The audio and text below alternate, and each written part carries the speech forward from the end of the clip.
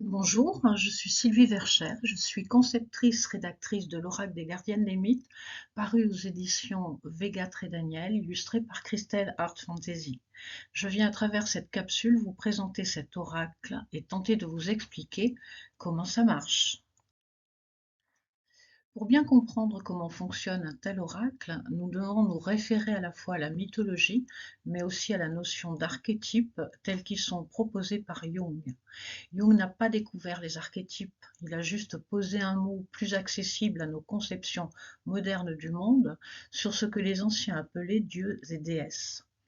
Sous cet angle, si nous lisons les mythes de la même manière que nous lisons les rêves, et les mythes sont en quelque sorte les rêves des peuples, nous avons accès à des schémas de vie.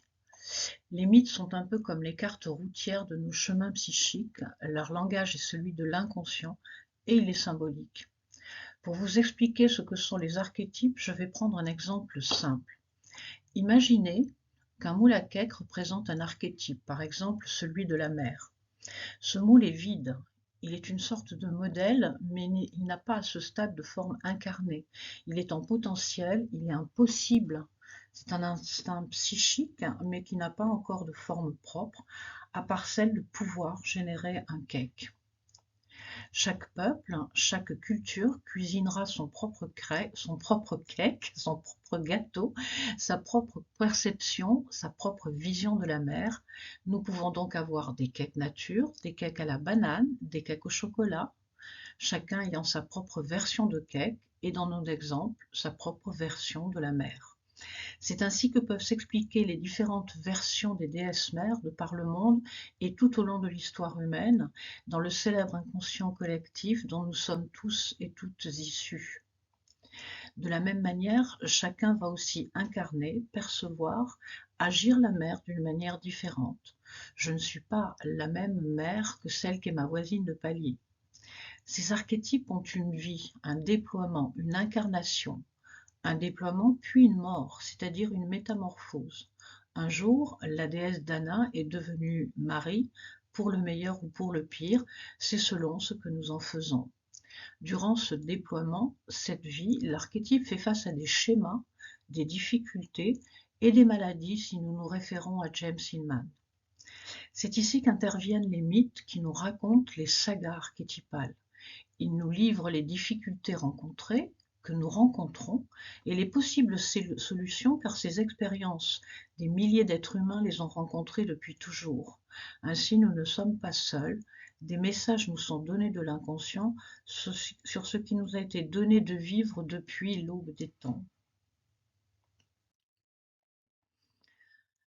L'inconscient parle le langage symbolique. C'est dans cette langue que nous parle l'inconscient, dans les rêves et dans les mythes, mais nos gestes comme nos mots portent aussi un sens symbolique.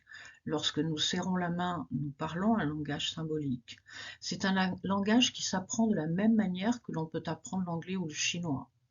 Son socle linguistique est l'image et le son et les couleurs. Il peut se décliner sur plusieurs plans et c'est une langue vivante. Par exemple, avant les humains rêvaient de chevaux et de chariots pour signifier leur déplacement, leur évolution, leur chemin, là où nous rêvons de motos et de voitures. Ainsi, l'inconscient nous parle ce langage que nous pouvons décrypter. De la même manière, nous pouvons lui parler en apprenant sa propre langue. C'est ainsi que marchent les oracles. Le geste guidé par une centration à notre être intérieur, à notre inconscient, va chercher le symbole le plus proche des énergies activées en nous. Le geste peut alors dire quelques mots à l'inconscient de la même manière. Nous instaurons ici un dialogue et Jung n'eut de cesse de dire combien ce dialogue est important pour l'équilibre psychique. En explorant les mythes produits de tout temps et sur toute la Terre, il m'est apparu clairement que certains schémas revenaient sans cesse de manière évolutive. Ces schémas correspondent à des situations concrètes et psychiques auxquelles les humains font face. En ce qui concerne le féminin, et je dis bien le féminin, pas la femme, même si elle est plus consciemment concernée par ces patterns, 8 schèmes émergés sans ambiguïté. Nous allons voir ici en quoi ils consistent et en quoi ils correspondent à des expériences plus ou moins compliquées. J'ai donc identifié 8 grandes familles. Le chiffre 8 n'est pas anodin. Si vous le mettez à l'horizontale, et si vous en mettez plusieurs les uns à la suite des autres, cela ressemble à une frise serpentine. Cela ressemble à un ruisseau qui coule avec des vagues. C'est un serpent, c'est une rivière, c'est la vie qui coule. C'est l'émergence première de la vie avec ses multiples formes. Donc 8 familles, pour cette raison. La première famille est celle des divinités de l'émergence de la vie. Il m'est apparu que dans les premiers mythes, mais aussi dans les premières représentations anthropomorphes de la déesse, la grande déesse des origines, comme on dit, il y avait des femmes, des formes de femmes avec quelque chose qui émergeait de leur corps, souvent entre leurs jambes ou au bout de leurs bras, voire pourquoi pas de leur tête, des énergies pures et dures avec des traits, des lignes, des pulsions énergétiques. Il ne s'agit pas d'enfants à ce stade-là, mais vraiment d'une pulsion émergente. C'est l'émergence de la vie. Première famille. Lorsque ces cartes apparaissent dans votre jeu, elles indiquent que quelque chose est en train d'émerger, de naître dans les profondeurs de la psyché. Il n'est pas encore le temps de la naissance concrète et incarnée, mais quelque chose se prépare, de vital. La deuxième famille vient en conséquence, il s'agit des mères et des nourricières. Alors celle-là, nous la connaissons bien parce qu'elle est encore très présente et très consciente pour nous, puisque nous avons Marie, et elle est représentée de tellement de manières que ça a été assez compliqué pour moi de faire des choix pour les déesses qui allaient être représentées dans l'oracle. Ce sont les déesses qui vont couver, qui vont garder dans l'utérus ce projet qui se mature, puis elles vont accoucher, donner naissance, et enfin elles vont nourrir et protéger le tout petit enfant. Mais l'enfant, c'est pas forcément un enfant de chair, c'est un fruit. Ça peut être une idée, ça peut être un projet qui est mis au jour. Troisième famille, elle est beaucoup moins connue, celle-là, parce que c'est une partie de la déesse qui lui a été, disons, amputée carrément, les souveraines et les créatrices. C'est-à-dire que dans l'histoire humaine, à partir d'un certain temps, il y a pas très longtemps sur toute l'échelle de la vie humaine, mais on va dire 3-4 000 ans, la souveraineté du féminin a été occultée et refoulée. Et pourtant, cette fonction-là apparaît très souvent dans les mythologies. Les plus anciennes, c'est vraiment très présent. Plus on avance sur la lecture des mythes, et moins cette souveraineté est présente. Ou par exemple, à un moment donné, les déesses n'étaient plus souveraines, elles devenaient des épouses, des parèdres, mais elles n'avaient plus leur autonomie, et puis la fonction s'est dégradée de plus en plus. Elles ne sont plus que des saintes, et nous n'avons plus du tout de déesses.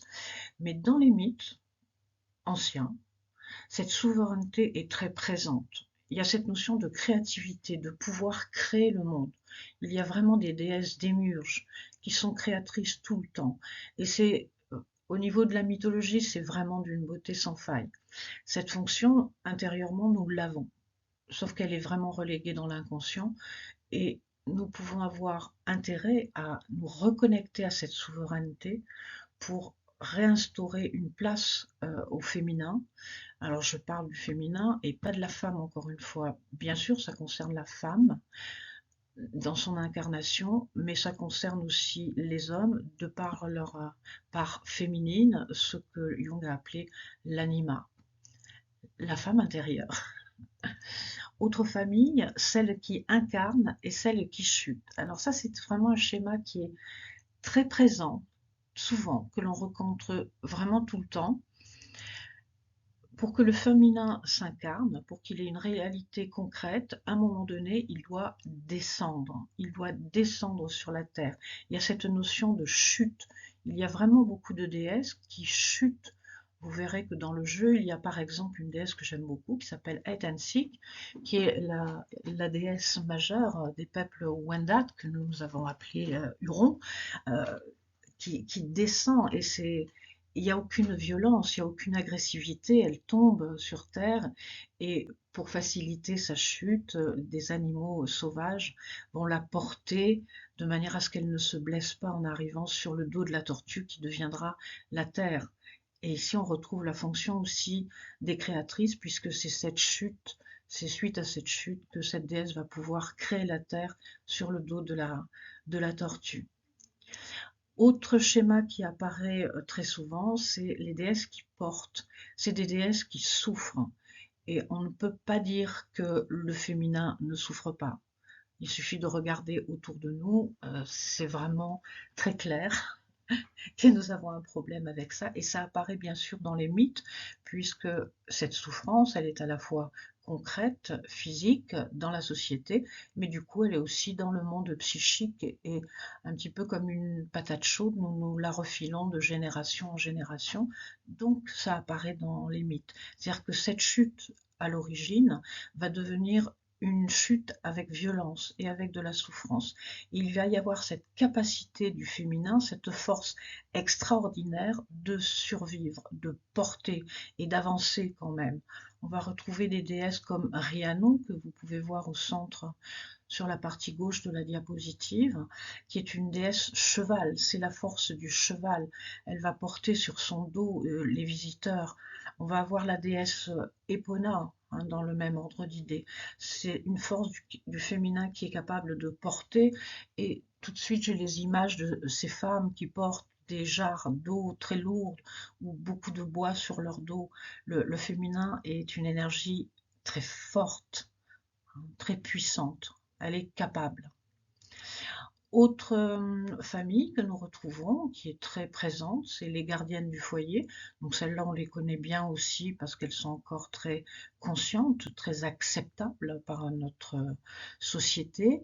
La femme qui est gardienne du foyer. Sauf que l'approche que je propose dans l'oracle est un petit peu différente. J'ai essayé de me détacher des visions patriarcales de ces gardiennes du foyer. C'est pas la femme qui va garder le foyer qui lui-même appartient au pater familias, le père qui, je vous rappelle, à l'origine est Dieu et maître en son foyer, qui a droit de vie et de mort sur sa femme et sur ses enfants et sur ses esclaves par la même occasion. Ici, je m'adresse plus au foyer dans le sens originel du terme, c'est-à-dire un feu au centre de la tente ou d'une grotte ou d'une petite maison de terre, et c'est là qu'on se chauffe et c'est là que l'on mange et c'est là que se trouvent les anciens, en particulier les grands-mères, et elles sont gardiennes du feu pour pas qu'il s'éteigne. Et c'est plus dans ce sens-là que j'ai abordé les déesses de l'oracle, de manière à retrouver cette fonction du féminin qui n'est pas la gardienne d'un foyer qui appartient avec une notion de pouvoir au masculin, mais une gardienne d'un foyer nourricier qui va plutôt déployer sa chaleur et sa nourriture tout autour et tout alentour, c'est-à-dire non pas dans un schéma pyramidal, mais plutôt dans une coopération matristique, disons. Et puis nous avons les déesses de la bonne mesure ou de la sagesse. Celles-là, on les rencontre aussi tout le temps. C'est des déesses qui sont capables de soigner, de guérir des choses. Alors on va avoir des déesses qui soignent avec les plantes, comme Hermène. Elle connaît le secret des plantes médicinales, les plantes dans la nature. Mais ça va être aussi des déesses qui vont utiliser le pouvoir du serpent. Donc ce serpent, j'y reviendrai sûrement dans une autre capsule, parce qu'il est vraiment d'une importance capitale. Il représente l'énergie vitale, hein, et la libido, c'est-à-dire capable de donner la vie, mais aussi capable de donner la mort. C'est une fonction féminine majeure. Et on retrouve en même temps, dans cette notion de bonne mesure, du coup, je pense aussi à la déesse Mat en Égypte, hein, cette déesse qui demande à l'équilibre, et puis on retrouve relié à l'équilibre, à la bonne mesure et à la guérison la notion de sagesse. Et là, on retrouvera la grande Sophia avec son livre et sa sagesse. Et Sophia, c'est aussi une déesse qui chute. Dernière famille que j'ai abordée, et pas des moindres, les déesses de la mort et de la métamorphose. Cette énergie féminine, encore une fois, il ne s'agit pas des femmes contre des hommes, mais de ce féminin qui est dans les femmes et dans les hommes, que nous possédons tous, a une capacité d'accompagner à la mort, d'apporter à la mort. Et donc là, je pense immédiatement à la grande Morrigu, la déesse des Celtes, qui n'est pas à proprement dit la déesse de la mort. C'est pas elle qui donne la mort aux guerriers, mais elle attend sur les, sur les champs de bataille, elle attend les morts pour les récupérer et les emporter avec elle, puisque dans son grand chaudron, elle va pouvoir procéder à la cuisson et la métamorphose de manière à ce qu'il y ait renaissance derrière. Donc ça aussi, c'est quelque chose de très important pour nous à retrouver cette fonction vitale. Et c'est incroyable de dire qu'une fonction de mort et de métamorphose est une fonction vitale, mais c'est ce qui permet à la vie de continuer. On peut le voir tout simplement dans la nature. Pour que le printemps renaisse, nous devons passer par l'hiver, qui lui-même est issu de l'automne. Et l'automne, c'est bien la chute des feuilles qui vont pourrir dans la terre, de manière à ce que le printemps puisse revenir. On est vraiment dans cette énergie-là. Ce n'est pas quelque chose de maléfique. Ça a été diabolisé, mais c'est pas sous cet angle-là que nous allons l'aborder et, et nous faire aider par les mythes. C'est de retrouver cette capacité de laisser mourir ce qui doit mourir, l'accueillir avec amour, disons, le laisser maturer dans les profondeurs psychiques de l'inconscient, de manière à ce que quelque chose de nouveau puisse renaître.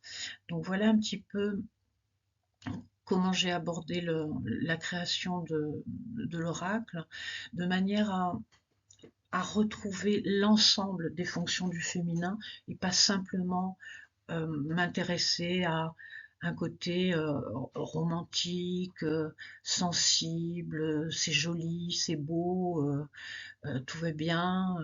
C'est pas que ça, c'est d'autres profondeurs. C'est affronter la vie avec tous ses possibles, dans tout ce qui est sa joie, mais tout ce qui peut être aussi son chagrin. Et tout ça, c'est la vie de l'âme, en quelque sorte. Voilà, donc je suis pas encore complètement à l'aise avec, avec ces outils, mais ça viendra, pourquoi pas. Donc j'ai fait un peu de lecture et puis j'ai un peu parlé comme ça venait. On verra comment ça évoluera. J'espère que c'est pas trop désagréable pour vous à écouter. Donc je reviendrai sur d'autres capsules pour revenir plus en détail sur les familles et puis sur chaque déesse. Et puis je pense que je ferai aussi d'autres capsules pour vous parler de thématiques plus précises, par exemple sur la symbolique du serpent ou ce genre de choses. Si vous avez des envies particulières, n'hésitez pas à m'en faire part. Et puis bien sûr, ben, je reviendrai sur des capsules pour vous expirer, pas pour vous aspirer, ou pour vous respirer, mais pour vous expliquer comment on peut faire les tirages et surtout comment on peut les lire. Voilà, ben, je vous souhaite une bonne continuation et puis à bientôt.